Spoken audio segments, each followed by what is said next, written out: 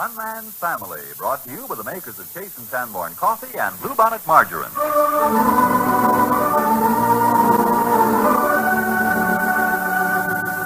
One Man's Family is dedicated to the mothers and fathers of the younger generation and to their bewildering offspring. Today we present Chapter 7, Book 66, entitled The Special Delivery Letter. Something has been bothering Hazel for almost 2 weeks now. Even to herself, she admits it is something which is not quite her business. And yet she is so disturbed by it that this morning she called up the family home and invited Nicolette Moore to come over.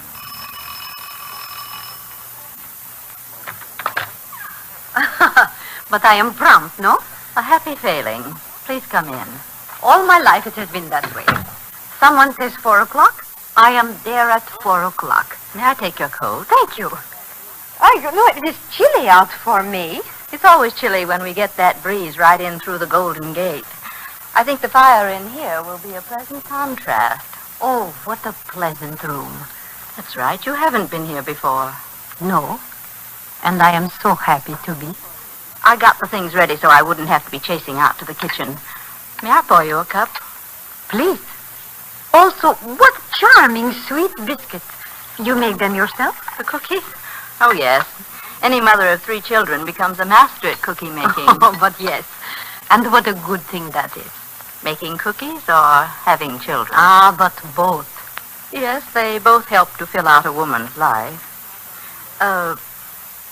Hazel, you were about to say something more just now. Please to do so. Yes, of course. I asked you over here this afternoon because I've developed an antipathy toward you, and I don't like it. Yes, I know that. You know? Of course. One woman always senses how another woman feels toward her. I was surprised that you asked me this afternoon. Surprised and very pleased. Would you like to know why? Very much. Because Claudia told me that to know you was to like you. Oh? So I thought if Miss Moore might possibly become a member of the Barber family, I'd better get to know her in a hurry and get rid of your resentment. Resentments? Of course, resentments. Resentments against another woman coming in to share your brother Paul. Miss Moore, I deny. What else can you have against me? At first, you were the most gracious of all the Barbers. It's only when this talk of perhaps I shall marry Paul that you have turned against me. Honestly, I don't know what it is. I never in the world had any idea or intention of interfering in anything in Paul's life. I'm as shocked with myself as anyone else could be. You don't know? I don't, honestly.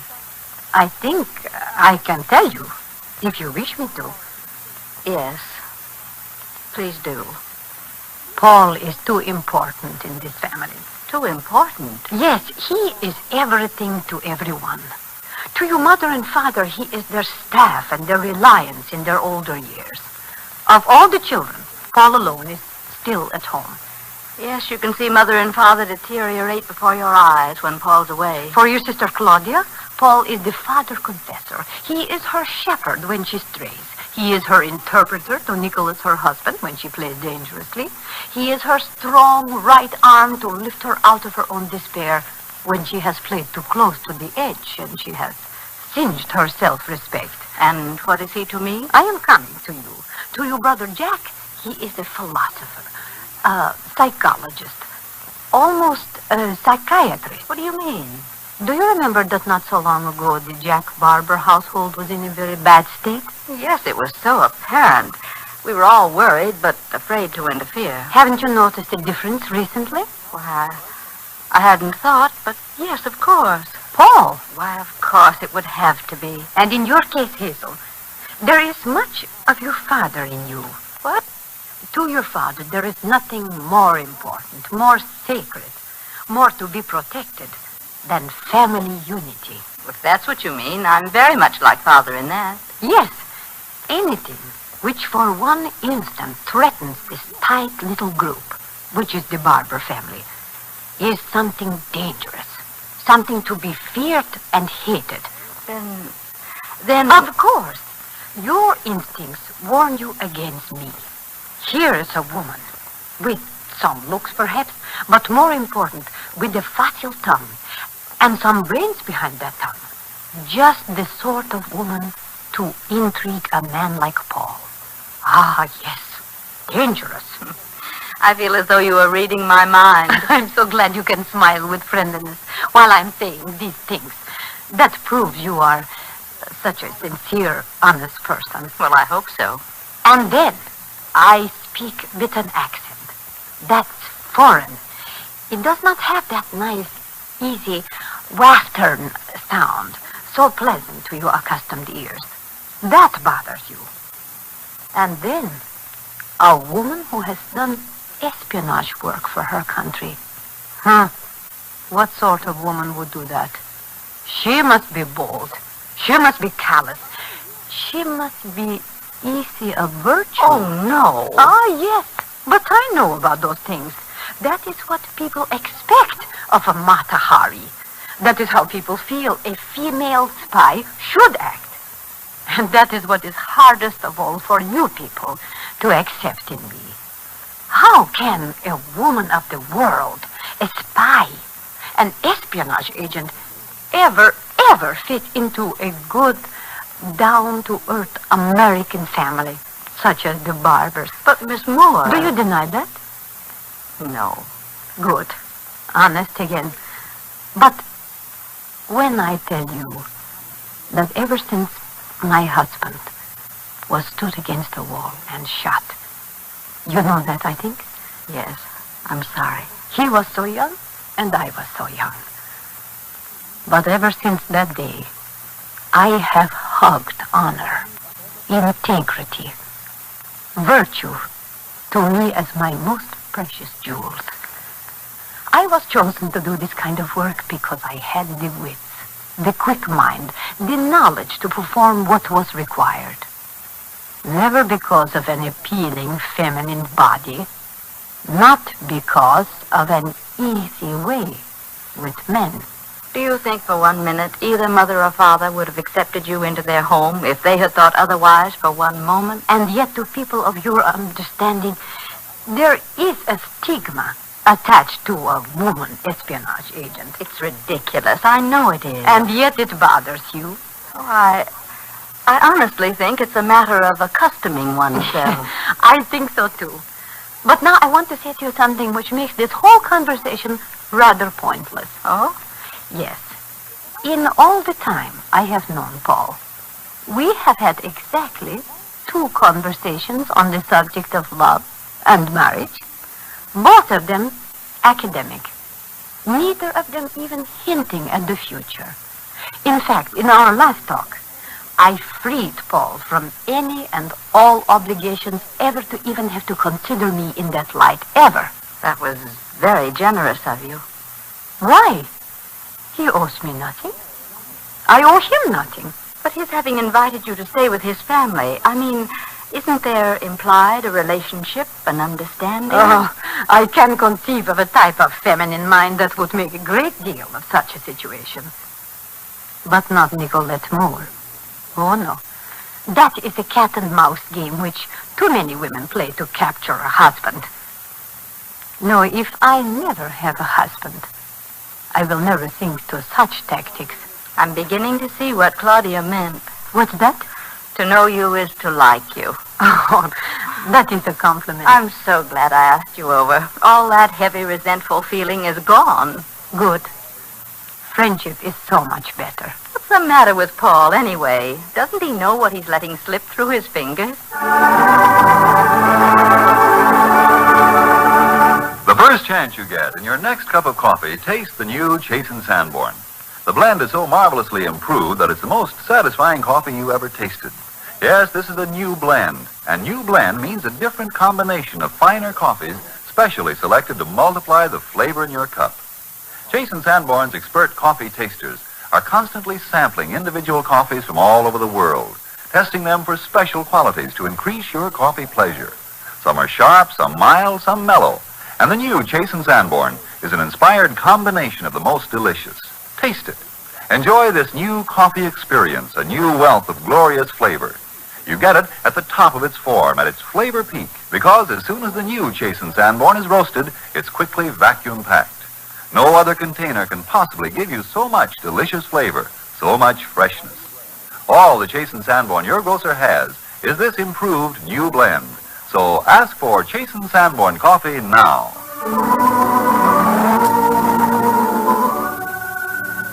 And down the street the other way from the family home, some 6 blocks, Claudia and Nicky are going out for the evening and are making preliminary preparations. Claudia is touching up her nails with Joan on a footstool at her knee doing likewise. Nicholas is in the bathroom removing his 5 o'clock shadow, although it's barely 3:30. Hello out there. Yes, Nicky? What are you two women doing? Can't a girl manicure her nails? Oh, by all means. Well, you manicure your whiskers and we'll sharpen our claws. Right. Just about finished. Yeah, presently. You know something, Claudia? Huh? I had the nicest, warmest feeling when Nicky included me just now. Included you? Uh-huh. What are you two women doing? I am getting to be a woman, aren't I? You most certainly are. Claudia, could I ask you something? Well, I'll bet you can. Well, why is marriage so important? I mean, why are men so important to women and I guess women important to men? Are we talking fundamentals now? Yes, the real reasons. Well, maybe at this point I should send you down to talk to Dr. Thompson or over to see your Uncle Paul, but I'm not going to. I don't see why you should. I mean, if you know. Oh, I know, all right. It's just whether I can put it in such a way that you'll accept it as right and natural, and the way things should be. After all, darling, it's a thing you're going to have to be living with the rest of your life, so I'd like you to get started off on the right foot. Maybe you're kind of mixed up, Claudia. I know about sex. I mean... What do you know about sex? Well, you know what the story said. What did the story say? Everybody knows about men and women. Well, the birds and the bees and the flowers are just the same. Hey! I was just kidding. After all, I've read Shenfield's Women and Men, and I get physiology in school, and I can read the newspapers, and, well, for goodness sakes, you and Nicky aren't completely dumb. Thank you. So I know most of the physical angles, I think. But there's something else, something I can't seem to understand. About the relationship for a man and a woman? Yes, their need for one another. It's almost like a magnet, the way they're drawn together. That's exactly what it is. A physical magnet. A living, driving force. But what makes it? Darling, a woman is only half a woman by herself, alone. A man is only half a man. All you have to do is to look at any middle-aged woman who's never belonged to a man. It's all so apparent. There's a loneliness in their faces. There's a masculine aggression in their bearing. There's a lack of fulfillment in their bodies. The same thing happen to men? Of course. Where the woman shows masculine tendencies, the man shows effeminate traits. He becomes fussy, old-maidish, prissy. His face has a tendency to pout, or else has a look of continual irritation. A lifelong frustration. He's an unfinished piece of work, and it's all too apparent. But why? Because, darling, nature made woman to be the counterpart of man. Nature meant man and woman to come together. Nature gave the male qualities which the female lacks and which she needs to make her whole. She gave the female qualities which the male lacks and which he must have for a complete life. When man and woman marry, they fulfill the requirements of nature. When they don't, they thwart nature and their own natural desires. Uh-huh. If that doesn't make sense to you. Oh, sure. And I'm not talking just about physical needs, Joan. There are emotional and psychological and spiritual needs, which are maybe most important of all. And there are many things between a happy man and wife which no one can understand who hasn't participated.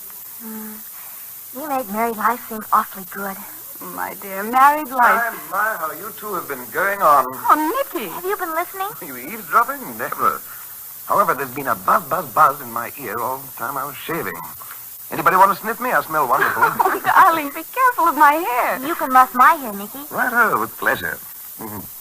Oh, you smell rather good yourself. Well, I should. That's my Christmas perfume you and Claudia gave me. Claudia, I'm looking forward to a party tonight. Should be fun. And we do thank you with grateful hearts, Joan, for staying with the little people. Oh, that's okay. I have tomorrow night coming up. It would have to be maid's night out. Oh, I don't mind. Pinky and Hank and Linda Summers are coming over after dinner. Well, not too late. 10:30. Oh, Nicky, look what time it is. It's not yet 4, my dear. I know, but we've got to drive clear down the peninsula below Moonlow. It'll take us over an hour, and we're supposed to be there by 5:30. Cocktail party at 5:30? They're going to try a barbecue and want us early. The barbecue's a pretty touchy business this early in the year. Well, if it gets too chilly or dark too early, they'll just move everything into their enclosed patio. It sounds dreamy. Ah, yes. Caviar, escargot, imported pate. Tell you what I'll do, John. I'll wrap up a nice juicy escargot in a paper napkin and bring the little fella home to you. Huh? That sounds like a great big old hairy deal. What's an escargot? French for snails, darling. Ugh. Open mind, my dear. Never say to anything until you've investigated with an open mind. I've investigated snails with an open mind in the garden. I've even stepped on them. You mean you wouldn't eat one if I brought it home to you? What do you want, blood? Oh, never mind, darling. All those things will come later. It's wonderful how everything falls into its right place and is quite pleasantly acceptable if you don't rush it. The day snails are pleasantly acceptable, you better also have me examined for aphids. Oh, Nicky, my fingernail polish is still wet. Oh, so's mine. I know, I'll get it. Hello. Oh, good afternoon, Father Barber. Who? Oh, I say so. No, she's not over here, I'm sorry to say. Well, there's an airmail special delivery letter just arrived for her, and all I know is that she went out for this afternoon. Thank you, Nicholas. Goodbye. Here. Hi, Grandfather. Margaret, where did you drop from? Oh, I've been up in the sewing room saying hello to Grandmother. Are you looking for somebody? Miss Nicolette Moore. Oh, she's over at our house. Huh? Mm-hmm. She's spending the afternoon with Mom. That's why I'm over here, so she and Mom can talk. Indeed. I guess it's almost over by this time. Miss Moore will be home pretty soon. Well, I guess the special delivery letter can wait that long. Grandfather, why did you run away yesterday? Huh? When Mom took you to the dentist. We'll not go into that. You did run away. Everybody says That's so. a matter of opinion. I don't think that's a very good example for your grandchildren, do you? You sound exactly like your grandmother. Dentists don't hurt you. Indeed. Dead teeth can hurt lots more than dentists. Can they? You face lots worse things. Really? Just think in the old days when the blacksmith or somebody used to yank them out with a pair of pliers. Margaret, will you stop torturing me? But all I was saying If was... you have nothing to talk about except dentists, you can excuse yourself and go back up to your grandmother. Okay. Only I'm kind of disappointed. And don't take that tone of voice to me. You picked that up from Fanny. Oh, goodness, I didn't... Shall I get it? Will you please? I'll get it, but don't you go away while I'm out here. I'll be here. Have no fear. Oh, Dan. Hi, Parkin. Now, where have I seen you before? I'm Margaret, remember? You come over to see Grandfather? Yes, your mother was having Miss Moore in. Mm-hmm, that's why I'm here. Come on, Grandfather's in here. Huh? Who is it? Look, it's Dan from over home. Afternoon, Father Barber. Daniel. Come in. Have a chair. Well, Hazel's occupied this afternoon. Yes, so Nicolette. Glad to have you. I was just telling him how disappointed everybody was about his tooth. Margaret, once and for all, the subject is closed. Yes, honey. Don't you know a painful subject when you see one? Okay. I can talk to Grandmother about it. Excuse me if I go back upstairs with her. Don't think about it, Father Barber. Margaret has a one-track mind when she gets on a subject. Yeah, just like her grandmother. Yeah. Well, sir, it's not going to be long now. Huh? The Barber's summer caravan for Montana. Oh. It's really fine that you've decided to come along. Huh? Who says I've decided? Why, it's just been accepted. We've even worked out the seat arrangement of the cars. That is to start out with. I haven't made up my mind. Daniel, wouldn't you say that a man's tooth is his own business? Tooth?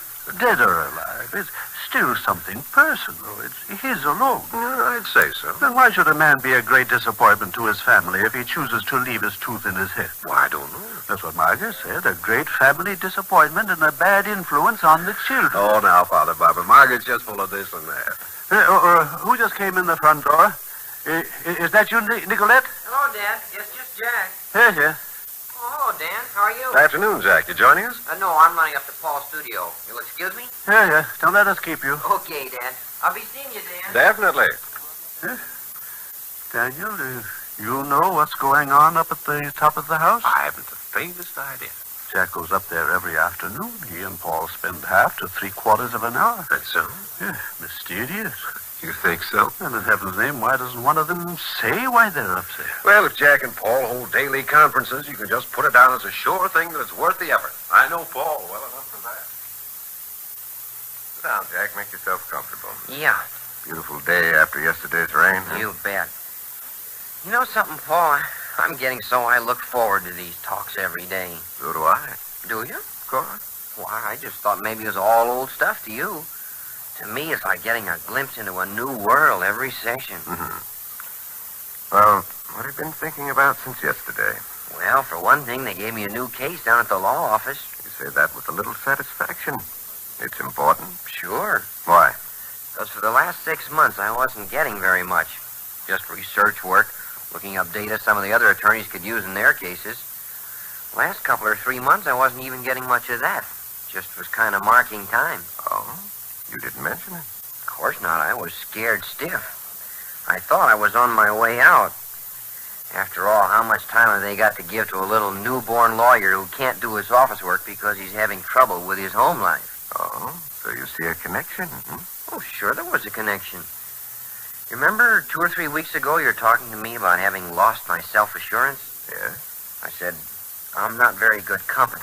Do you really want to talk to me? Mm-hmm. And I said, Jack, if you're losing your self-confidence here at home, how long is it going to be before it'll be showing up in your work? Well, that was like a punch right in the solar plexus. Boy, how you hit home. I thought so by the look on your face. Yeah, it was already happening. Well, I'm glad we brought you to your senses in time.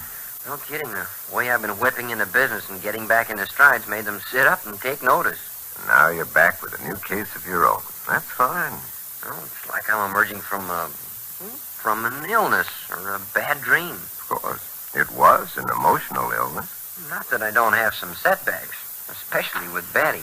Yes, naturally. As a matter of fact, it wouldn't be natural for two married people to go through daily living without differences of opinion, sharp words occasionally, moments of moodiness. That's how we're made.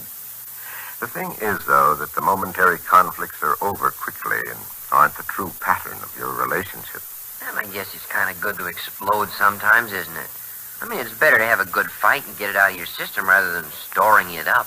Definitely. A boiler which is equipped to let off steam never has a tragic explosion. And momentary flares of temper, small routine emotional crises, a few tears now and then. These are nature's petcocks for the release of inner stresses and strains. Yeah. Now that I got the idea, I'm not irritated or upset by Betty's sharp words or bossiness. I can just kiss her or put my arms around her and she softens right up. Uh-huh.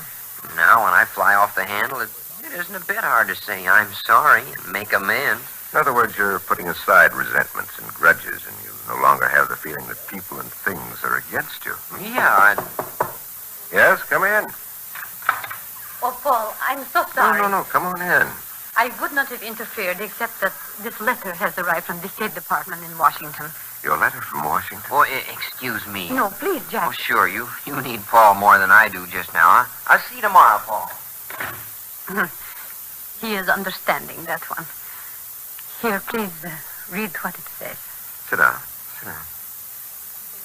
It is what I should have been expecting, of course. Something I would have known was coming had I used my wits instead of spent my time here dreaming in the midst of all this contentment which belongs to you barbers. But it doesn't say you have to leave immediately.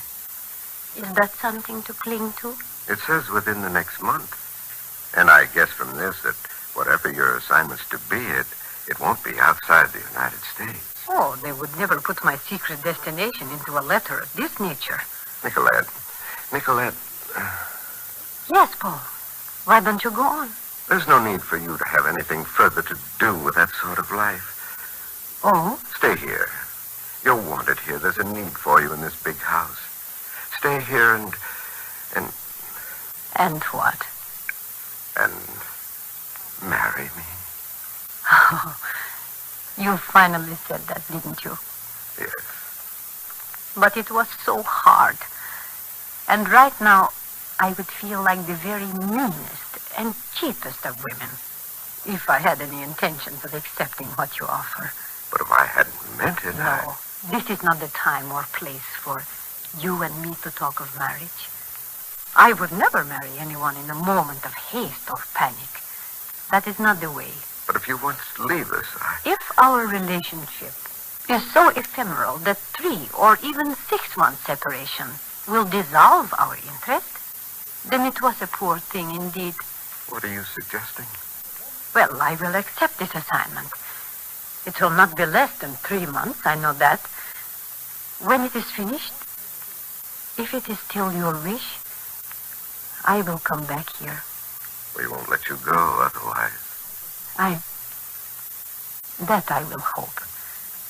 Then, after the separation, perhaps all of us will know better what we want from this relationship. Nicolette, I mean it. The idea of your leaving is pure desolation. Stay here. Marry me. Make your home. Hush, Paul. Please. No.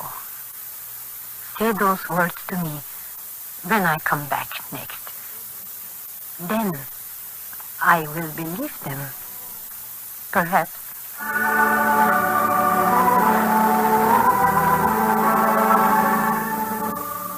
Father Barber had just sat down to his afternoon coffee when Jack came in. Oh, there he sits. The paterfamilias with his daily dram of nectar. Now, Jack, I hope you're not going to follow the rest of this family in making light of my enthusiasm. I'm going to follow you and have some for myself, if I may. You certainly may. There's a cup and sugar and cream. You know, Dad, the family's only kidding you about your passion for chasing Sanborn. They're all just as crazy about the new blend as you are. How well I know it. But with all their jests and their puns, they forget how important such good coffee is. I should say it is important. If it weren't for chasing Sanborn, your own son Jack would be dull every day until high noon. Yes, and think how much more congenial people are. Now, how could anyone be surly or mean after a cup of coffee like this? By golly, Dad, there's an idea.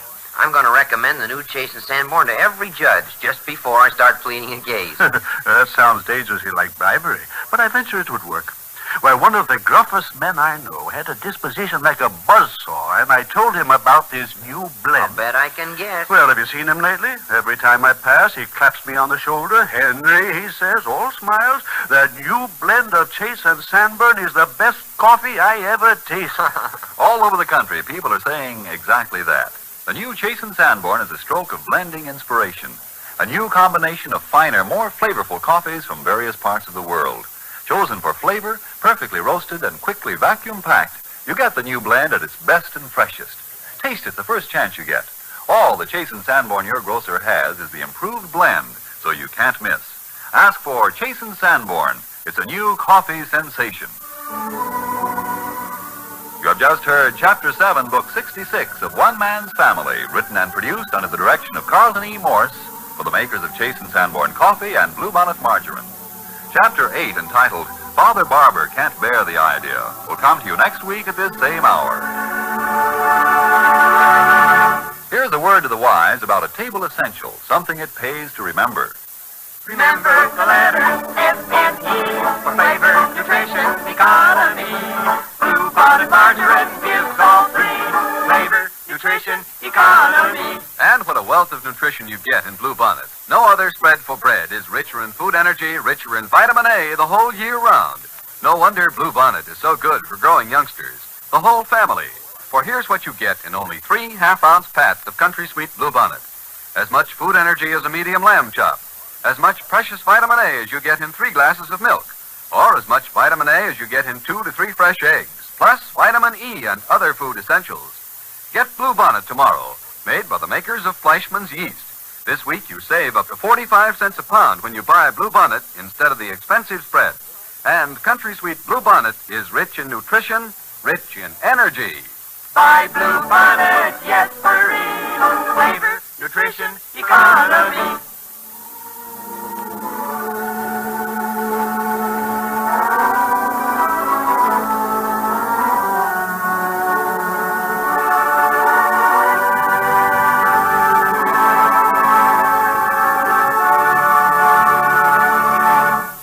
Family came to you from California. This is NBC, the national broadcasting company.